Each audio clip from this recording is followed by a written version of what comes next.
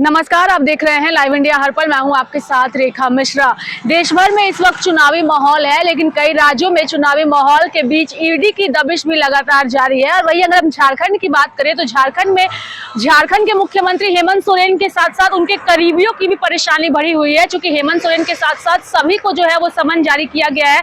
कई ऐसे नाम है और कौन से वो नाम है वही जानने के लिए और इस चुनावी माहौल में ये जो राजनीतिक मुद्दा जो है इस बीच ईडी का गरमाता जा रहा है, इसका कितना नुकसान जो है वो जेएमएम पार्टी को झारखंड में उठाना पड़ सकता है, इन्हीं सब चीजों को लेकर आज हम चर्चा करेंगे हमारी सहयोगी पूजा के साथ।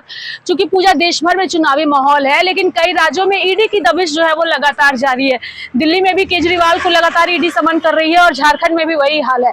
झारखंड की हम बात करेंगे, आप बताइए एक बार फिर से 8वां समन जो है वो जारी हो चुका है।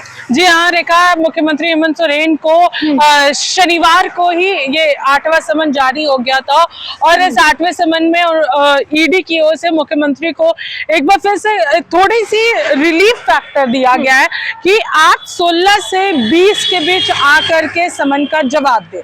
तो यहाँ पर एक और बात सामने आई है कि मुख्यमंत्री हेमंत सोरेन के सचिवालय से एक जो वहाँ का कर्मी है वो ईडी कार्यालय पहुंचा और वहाँ पर ईडी के अधिकारियों को उसने पत्र दिया है।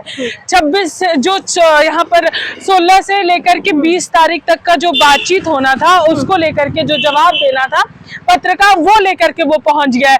तो ये चीजें काफी महत्वपूर्ण हो जाती है रेखा। तो अगर यहाँ पर अभिषेक प्रसाद पिंटू की भी बात करेंगे, चाहे साहिबगंज डीसी रामनिवास की बात करेंगे या फिर आर्किटेक्ट विनोद कुमार की बात करेंगे, सभी को ईडी ने समन जारी किया था। और पिंटू का जो समय है वो 16 जनवरी है, मुख्यमंत्री को भी 16 से 20 तारीख तक का समय दिया गया था। राहत यहाँ यही है कि हेमंत सोरेन को जो है वो 16 से 20 तक का वक्त दिया गया है। 16 से 20 यानी कि एक उनको वक्त दिया गया है कि आप इन 16 से 20 में वो जवाब तैयार कर लीजिए जिसका जवाब आपको देना है।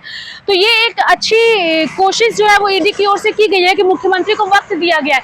लेकिन क्या ये जो वक्त हेमंत सोरेन को दिया गया है इसका हेमंत सोरेन पूरी तरीके से फायदा उठाएंगे या नजरअंदाज फिर से करेंगे? देखिए, जिस तरीके से चीजें सामने आई है कि पत्र मुख्यमंत्री के सचिवालय से जा चुका है, तो ये कहीं ना कहीं एक बार फिर से 8वें समन पर भी मुख्यमंत्री नहीं पहुंचेंगे, ये साफ तौर पर पता चल रहा है रेखा। क्योंकि जो पत्र दिया गया है वो इसी वजह से दिया गया है यहाँ पर कहीं ना कहीं कि जो वैधता है या फिर क्या कुछ हो सकता है उस पत्र में, अभी फिलहाल ये सामने नहीं आया है। लेकिन मुद्दा वही है कि आखिर क्या यहाँ से निकलता है। तो पूजा, हमारा सवाल भी फिर यही होगा कि आज एक पत्र लेके उनके यहाँ से एक व्यक्ति जा चुका है ईडी कार्यालय, तो क्या हेमंत सोरेन कल नहीं जा रहे हैं, यही माने हम? देखिए, माना जा सकता है, लेकिन ये भी है कि उनके प्रेस सलाहकार को भी समन जारी हुआ था, क्या वो जाएंगे या नहीं? क्योंकि देखिए, एक अधिकारियों को लेकर के झारखंड कैबिनेट के पिछले कैबिनेट की अगर बात करेंगे तो उसमें ये चीजें स्पष्ट हो गई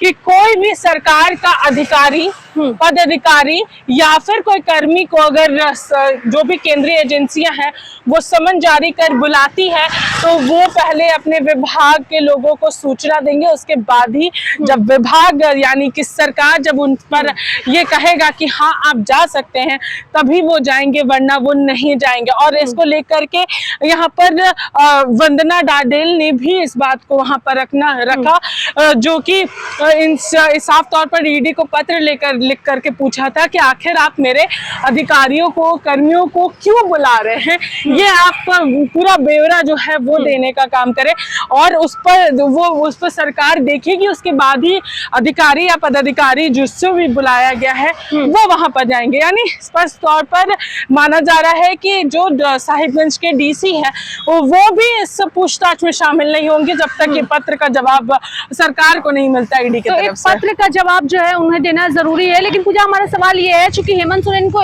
5 दिनों का वक्त दिया गया है, 16 से 20 जो वक्त है वो दिया गया है, तो क्या जो उनके जो करीबी हैं, चाहे जैसे पंकज जी की आपने बात कही, तो पिंटू, माफ करिएगा, पिंटू जी की, तो क्या उन्हें भी वो वक्त दिया गया है या उन्हें कल ही बुलाया गया? नहीं, उन्हें कल ही बुलाया गया है। 16 जनवरी जो है वो सीएम हेमंत सोरेन के प्रेस सलाहकार अभिषेक प्रसाद उस पिंटू को बुलाया गया ईडी की तरफ से। अब सबसे बड़ा सवाल है कि क्या वो इस समन में पेश होते हैं या नहीं, क्योंकि उनके आवास पर इससे पहले यानी कि 3 जनवरी को ईडी की रेड हुई थी, वहां से कई पेपर जो है वो ईडी के अधिकारियों को मिली है। तो उस संबंध में कई सारी चीजों पर पूछताछ होनी है, क्योंकि साहेबगंज में 1250 करोड़ अवैध खनन का मामला सामने ईडी ने रखा है, जिसको लेकर के लगातार ईडी पूछताछ कर रही है। और इसी को लेकर के बातें जो है वो सामने आ रही है कि आखिर इस पूरे मामले में क्या है। मनी लॉन्ड्रिंग का ये पूरा मामला था रेखा। मनी लॉन्ड्रिंग से जुड़ा हुआ मामला है पूजा। और अगर हम पंकज मिश्रा की बात करें, जो कि हेमंत सोरेन के काफी करीबी थे और वो फिलहाल जो है वो जेल के अंदर में है, तो क्या अभिषेक कुमार पिंटू भी अगर पूछताछ के लिए जाते हैं तो क्या उन्हें भी इसी तरीके का कोई सामना करना पड़ सकता है? देखिए, इससे पहले भी अभिषेक प्रसाद और पिंटू को ईडी की ओर से समन जारी किया गया था। वो पूछताछ के लिए ईडी कार्यालय में पहुंचे थे और अब यहाँ पर जमीन घोटाले मामले को लेकर के उन्हें बुलाया जा रहा है। तो झारखंड की सियासत में बहुत कुछ बदलने वाला है रेखा। कई सारी चीजें और भी निकल कर सामने आएगी, क्योंकि ईडी जो है अब वो अपनी कार्रवाई को काफी तेज कर चुकी है। क्योंकि अब अभी तक अगर माना जा रहा है तो ये पूरा एक सप्ताह जो होगा वो सिर्फ और सिर्फ ईडी का पूछताछ करने का ही सिलसिला होगा, क्योंकि लगभग 30 लोगों को ईडी की ओर से समन जारी किया गया है।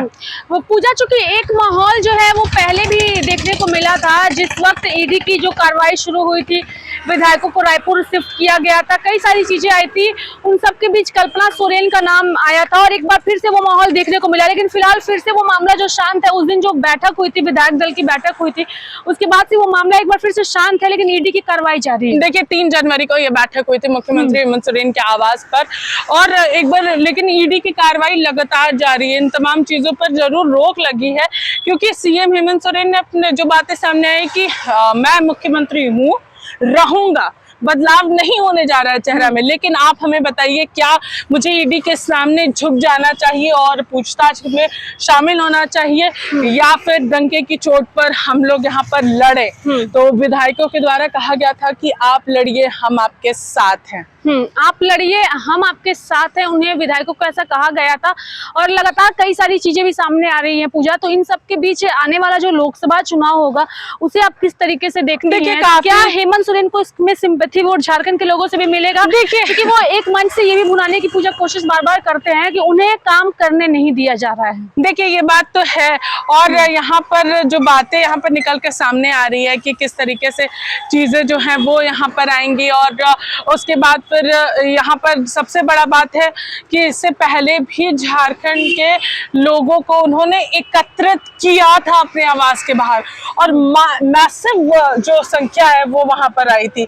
तो माना जा सकता है कि सिंपैथी वोट हो, क्योंकि ईडी सीबीआई की जो लगातार कार्रवाई चल रही है, उसे कहीं ना कहीं लोग जो हैं वो ये चीज समझ पा रहे हैं कि उन राज्यों में ये चीजें नहीं हो रही है जो राज्य बीजेपी शासित राज्य हैं। खास तौर पर ये सारी चीजें हम लोगों को वहां पर देखने अगर विपक्ष के नेता यानी केंद्र की विपक्षी पार्टी आज जिन राज्यों में लगातार ईडी की कार्रवाई जारी है, अगर वो ऐसे सवाल उठा भी रहे हैं तो वो गलत भी नहीं है। अभी तक जो भी तस्वीरें सामने आई है वो उन्हीं जगहों से आई है जहां पे बीजेपी की सरकार नहीं है या जो पार्टी बीजेपी की नहीं है।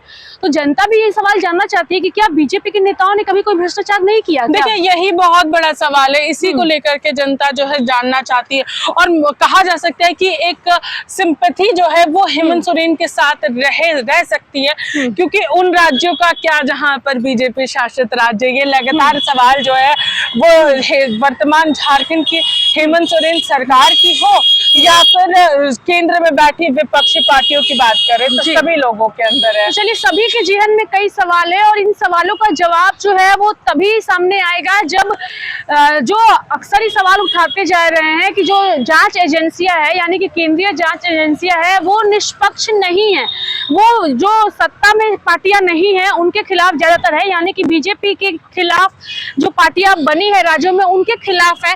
तो इनका जो कार्रवाई का सिलसिला है पूजा, वो उन चीजों पर मुहर भी लगाता है जो सवाल उठाए जाते हैं। जी हाँ रेखा, ये कहीं ना कहीं जो विपक्षी लगातार कह रहे केंद्र में बैठी विपक्षी जितने भी दल है, तो उनका कहीं ना कहीं ये कहना एकदम सही है कि आखिर उन राज्यों में क्यों नहीं ईडी कार्रवाई करती है, क्या वहां पर ईडी के ऑफिसर्स नहीं है, क्या ईडी के लोग वहां मौजूद नहीं है। तो ये सारी चीजें जो है वो हम लोगों को देखने को मिलती है। रेखा, विशाल पॉज करो, अभी चर्चा। अच्छा, हाँ, इधर आओ। तो रेखा ये वो सारी चीजें हम हैं लोगों पूजा। को तो देखने चलिए को मिलती चर्चा है। को हम लोग फिर से और आगे भी बढ़ाते हैं, और भी कई सवाल है पूजा जो मैं आपसे लेने की कोशिश करूंगी, तो एक बार फिर से हम उस चर्चा को आगे बढ़ाते हैं। जरूर रेखा, इस पर हम लोग आगे भी चर्चा करेंगे तमाम मुद्दों को लेकर के, क्योंकि ये काफी जरूरी मुद्दे जो है वो यहाँ पर मौजूद है। इसको हटाइए, तो उसको बोलिए आगे प्ले रोल। तो लगातार ईडी की कार्रवाई जारी है, लेकिन सभी के जहन में यही सवाल है पूजा, अगर हेमंत सोरेन इस बार अगर 8वें समन पे भी नहीं जाते हैं, जो वक्त मिला है उस वक्त को पूरा नहीं करते हैं, तो क्या ईडी की टीम हेमंत सोरेन को गिरफ्तार भी कर सकती है? ये भी क्या एक चीज जो है वो राजधानी रांची में देखने को मिलेगा क्या? देखिए रेखा, ये बहुत बड़ा सवाल है और बहुत ही मतलब फ्यूचरिस्टिक सवाल इसको कहेंगे, क्योंकि मुख्यमंत्री एक संवैधानिक पद पर बैठे हुए हैं और जरूर राज्य के कस्टोडियन जो है वो राज्यपाल होते हैं और फर्स्ट पर्सन राज्यपाल होते हैं राज्य के लिए, लेकिन मुख्यमंत्री जो है वो जनता से ही चुन करके वहां गए हुए हैं। तो उनका जो कामकाज है, उनकी जो चीजें हैं, उन्हें गिरफ्तार करने के लिए राज्यपाल की मंजूरी की जरूरत पड़ेगी, और ऐसा कभी भी नहीं हुआ है अभी तक के इतिहास में कि किसी मुख्यमंत्री को गिरफ्तार किया कि अगर ऐसा कुछ प्रोसेस है और इसी बेस्ड पे मुख्यमंत्री को गिरफ्तार किया जा सकता है राज्यपाल से परमिशन के बाद,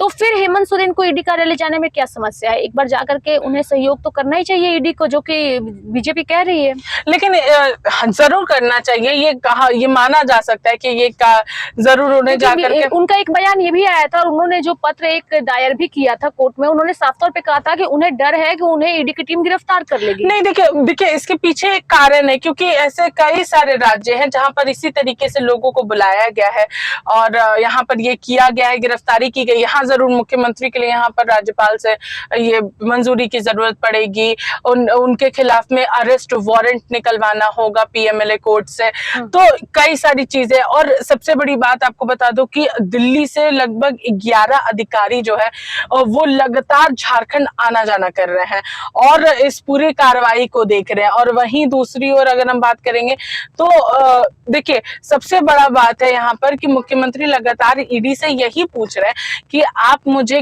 गवाह के रूप में बुला रहे हैं या फिर आप मुझे यहाँ पर पूरी तरीके से आरोपी की तरह से बुला रहे। आप इसे क्लियर आउट करिए, तभी हम लोग इस पर आगे कुछ काम कर सकते हैं। इससे पहले जरूर मुख्यमंत्री उस दौरान की अगर हम लोग बात करेंगे तो वो तीसरे समन पर वहां पर गए थे, जो कि आखिरी समन माना जाता है। देखिए अगर संवैधानिक तौर पे देखा जाए तो किसी को भी जो समन ईडी जारी करती है तो वो 3 बार आखिरी समन जारी करती है और उसके बाद नहीं तो फिर डायरेक्ट उसकी गिरफ्तारी होती है। लेकिन यहाँ पर ये राज्य के मुख्यमंत्री हैं, 8वां समन है ये, तो चीजें जो है वो अनुसार ही करने की कोशिश जारी है। के बाद से लगातार दिलचस्पी जो है सभी की राजनीति में काफी बढ़ गई है। आम लोग भी अब जानना चाहते हैं कि आखिर जो ये समन बार बार हो रहे हैं और मुख्यमंत्री का ना जाना किस ओर इशारा करता है और झारखंड की राजधानी करवट भी किस ओर लेगी, इस पर तमाम जानकारी और अपडेट्स हम आपको आगे भी देते रहेंगे। लेकिन सबसे महत्वपूर्ण बात यही है कि जो राजनीतिक देश में इस वक्त चुनावी माहौल है और चुनावी माहौल में जिस तरीके से ईडी की कार्रवाई जारी है, वो आने वाले दिनों में हर एक राज्य में लोगों की धड़कनें जो है वो राजनीतिक तौर पर जरूर बढ़ा रही है। तो फिलहाल हमारे साथ इस खास कार्यक्रम में इतना ही। आप देखते रहिए लाइव इंडिया हर पल। नमस्कार।